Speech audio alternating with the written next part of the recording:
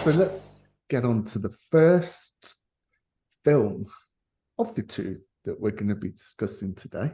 And that is Tim Bishal Dutta, who wrote and directed It Lives Inside with a relatively new cast of unknowns. Some of them have had little parts or they've done voice acting in the past, but a largely unknown cast, so I wouldn't bother going through them. The lead is Megan Surrey. And I will kick off by saying this is comfortably in one of the 10 worst films I've ever watched. I like despicably bad. But Tim, what were your thoughts on the film? My thoughts on it were, I remember months ago, we circulated the trailer for this amongst us, the several of us on text, and I was so fucking pumped for this because A, it's neon. So you're like, okay, there's an imprimatur of quality attached to that. It looked like a really interesting concept, a leading cast of South Asian actors. And so it's like, fuck yeah, this could be dope. So I was very much looking forward to this, and it is just fucking terrible. I don't think it's like one of the 10 worst films I've ever seen, but definitely one of the handful of worst films I've seen in the last 5 years, certainly. It's just such a disappointment. I was really looking forward to this one, and it absolutely sucks. I watched the first half an hour in bed, and it opens in a way that piqued my interest, but quite soon into it, it started stinking the place out. And I thought, I'm not staying up till 2:30 in the morning to watch this shit. And then I watched the next hour in the gym while I was on the treadmill. And then I watched the remaining half an hour of it when I was in the shower. That's how little interest I had in it. I thought I know where this is going. The incredibly repetitive, listless script wasn't going to be done any damage between, me washing my bollocks and brushing my teeth, keeping an eye on it. This is the film that is the product of taking all the shit that could have been in Talk to Me, avoiding trope, avoiding expectation, avoiding jump scares and all that kind of thing. They took all that shit and then they just dumped it into this script. Incredibly repetitive, incredibly predictable. Was at the point of the gym, there was a moment where they do a close-up to a head and it's in a darkened corridor or darkened fucking whatever. Oh, there's a jump scare coming in 10 seconds. So I just took my headphones off my ears and put them at the base of my skull, waited for the jump scare, and then I put it back on. Every artistic and technical discipline was absolutely appalling. The relationships and the acting was wooden. The script was terrible. There was horrendous cinematography. It lacked a complete understanding why shots work. We were very complimentary about 30 Days of Night that we did with Joe, how it chose to use dolly shots, about how it used shortened one-take shots to really give you a feel of the claustrophobia or the distant insecurity of their situation. And it was so profoundly accurate in its use. This lacked, again, any understanding of why those shots work. It had obligatory Dutch angles that I think it's stolen from Skinamarink. The quick cuts that Talk to Me used, especially in the hellscape, where it was so quickly edited that you couldn't quite put your finger on it. There was these slow panning shots that are chapter and verse taken from films like Get Out, where it kept on panning on fucking door handles for the first half an hour. Now I'm thinking, like a doorway. Okay, it's a fucking doorway. You have to open the doorway with a handle. Either this is the most pathetic metaphor I have ever fucking seen in my life, or they just don't get how you build tension. Get Out was all about slow panning shots on everyday occurrences. A sprinkler on a lawn, for example, is the one that I immediately think of because it was the mundanity and the slow-paced nature of everyday life in juxtaposition to the horrific that was occurring in the film. It was kind of like a graphic design project for a GCSE. which is like 16-year-olds. Even then, I would guess, having seen the Philippus twins that did talk to me, there's 16-year-olds that would have edited, cut, shot, directed everything better than this film. It was just such an obnoxious misuse of everything.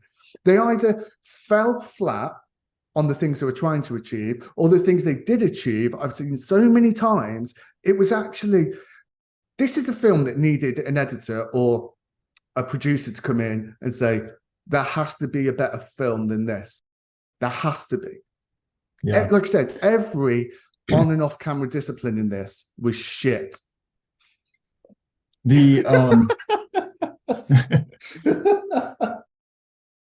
I love horror films. I love being scared.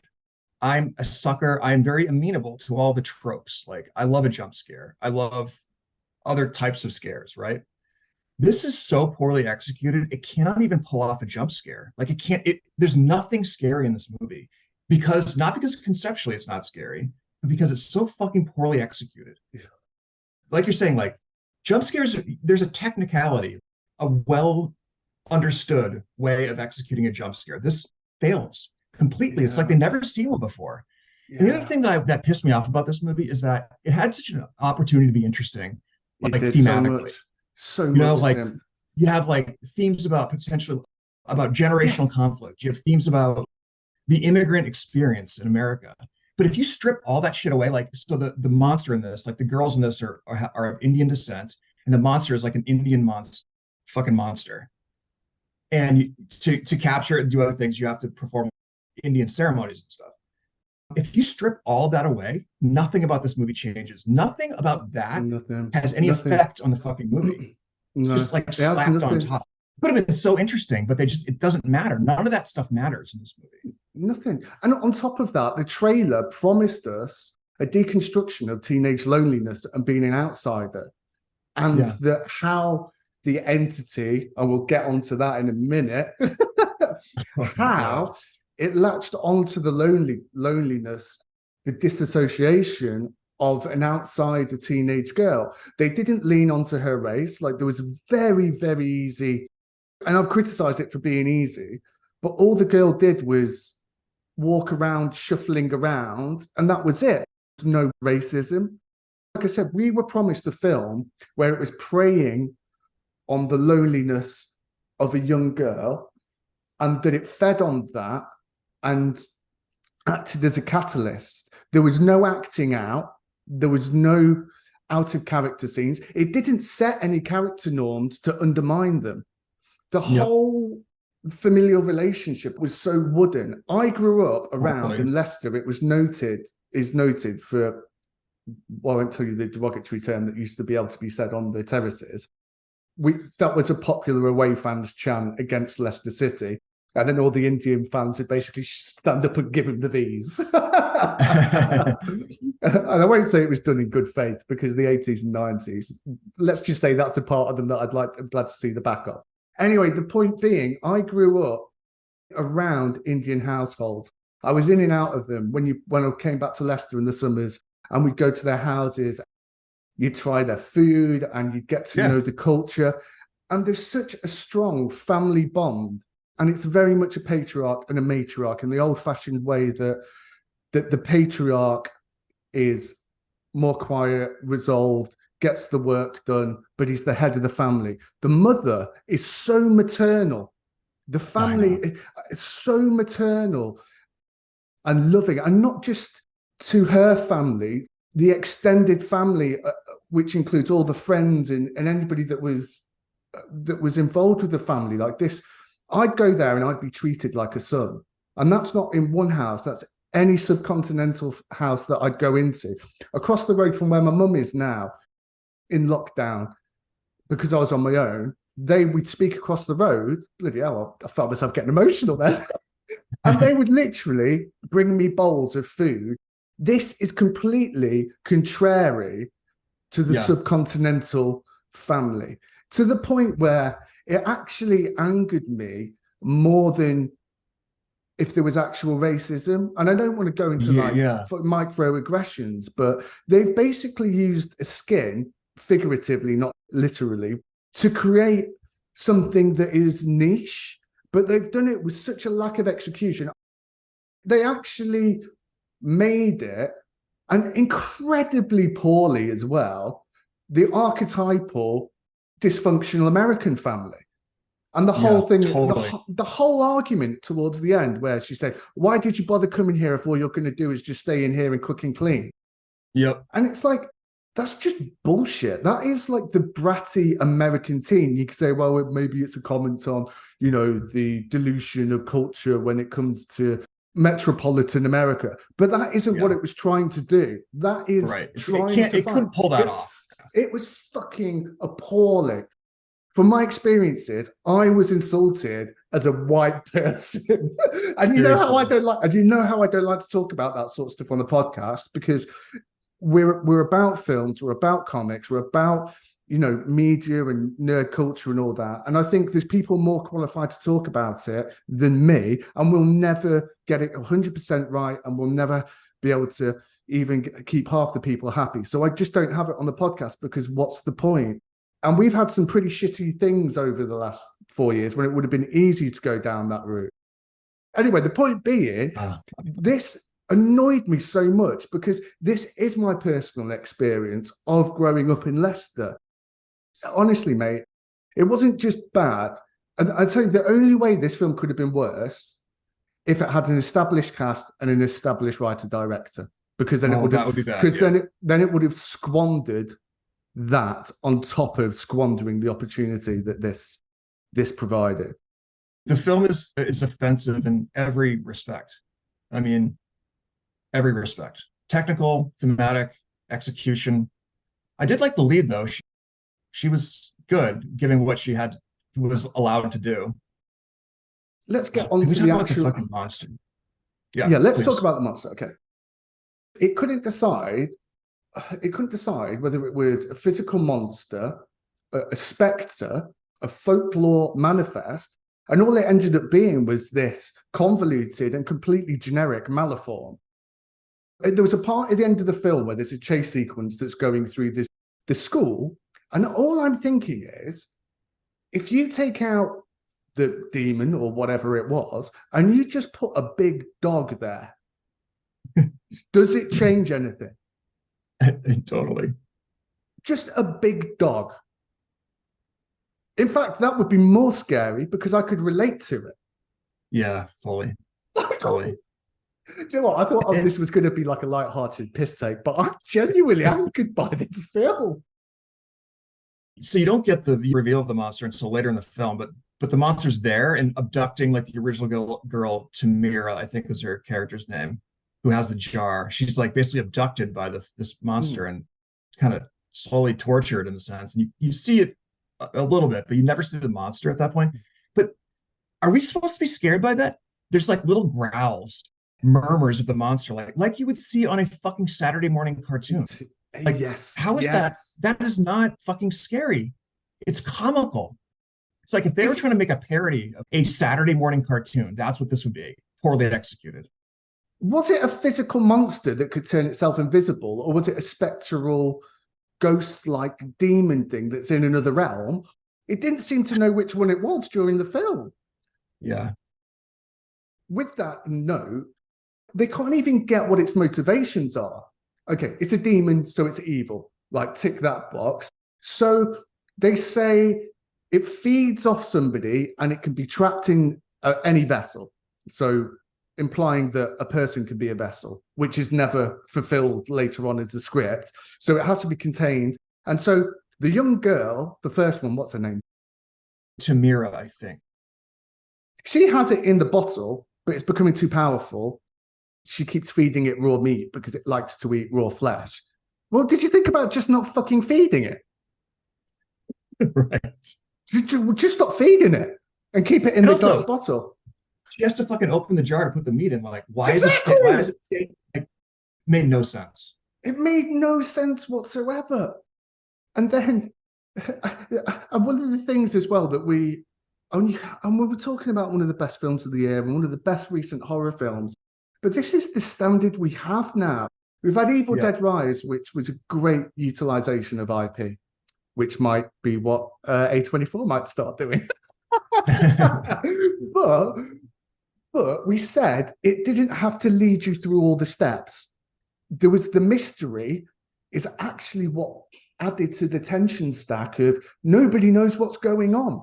So they were flailing. There was a little bit of video footage in the beginning, but that was like a preamble for us, the viewer, to know what to expect when they were pissing about with the hand in the film. So we knew when the hand came out, they're in danger.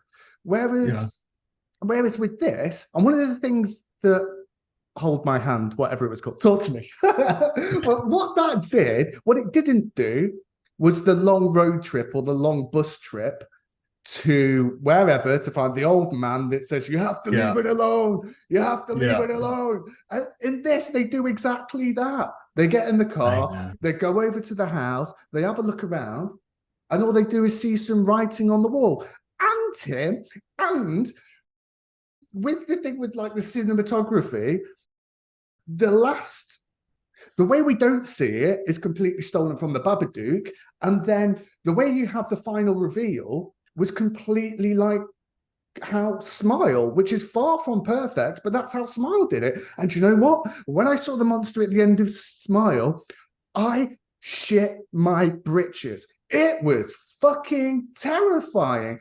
But I looked at this and I was like, this looks like the fucking retarded second cousin of the Demogorgon from Stranger Things. It was comically, pathetically unscary. Oh, brutally unscary. And I'm easily scared. I can't believe this movie. They should teach this movie in film schools about what to not do. Yeah. So yeah, talk to me one day and then this the next. This is how you do good. This is how you do bad. Yeah. And can I just say on the familial conflict as well? The mum's this strong, what's wrong with you? You're making the family look bad kind of thing. And then the whole thing with the girl is, I don't want to tell anybody, you won't believe me. And it's kind of retreading the steps to the callback of the girl that had it before. If I tell you, you've got to believe me. What lazy sort of law of three. And then the mum, from being hypercritical of every single misgiving throughout the film, it's massive crisis disowning you. She says that there's a demon following her and she has to put it in a jar. And by the way, that fucking trope got so fucking comedic throughout the film. To start with, it was the poor girl with the demon in a bottle. But then when it became the cause célèbre of the film, I just thought this is just hilarious. Chasing a demon with a fucking glass jar. Get the fuck out of town. So then the mother at that point turns around and says, oh no, okay, yeah, no, we're friends now. Yeah, I'll definitely help you catch a demon in a jam jar. What? Why? What is her motivation? I just every in front and behind the camera discipline of this film, it's insulting. It's insulting. I wonder, like, did you look at reviews of this? Does everyone hate this movie? This should have been the red flag, but I was actually trying to find a third film for us to talk about, and I couldn't find anything that I was sure would be a really good film without having to go back too far. There was a really good found footage one called Area 52 that I'd watched a little while ago, but I just thought I'd like to find something that was on Shudder or something like that for this year, but I couldn't find anything. And when I started to doubt this film was when I went on YouTube and none of the mainstream reviewers had even touched it. So that should have been a massive red flag. Well, I mean, I think I've exhausted my criticism. I think that pretty much covers it. What a pile of shit. This could be the standard. True, like, I'm not even joking. Like, they could teach this, how to not execute a horror film. It's that bad. It's sublimely bad. Pathetic. Pathetic. That's enough on that one. Okay, Tim, do you want to say goodbye to everybody? Yeah, goodbye, everybody. Nice to hear your voice, Matt. We had a good time, and I'm looking forward to next time. So everybody have a good week. We'll see you next week. Yeah, see you next week from hell. That basically leaves me, your regular co-host, Matt. Thank you for listening all the way through the episode and indeed to the end. If you made it through this far and you're not a regular listener, it's about that time where we shout out Ashburn and Brussels. Thank you very much for listening again, guys. We are the End Pod, and we are on Apple Podcasts and Google Podcasts and Spotify and SoundCloud and anywhere that you listen to podcasts. We also have YouTube, which is the End Pod One Shot. So we have a Twitter and an Instagram, which is the End_pod. If you're struggling to find this on listening locations, then try searching for Spank Media, the End. And as always, that always leaves me one more thing to say. We have been, and this is the End.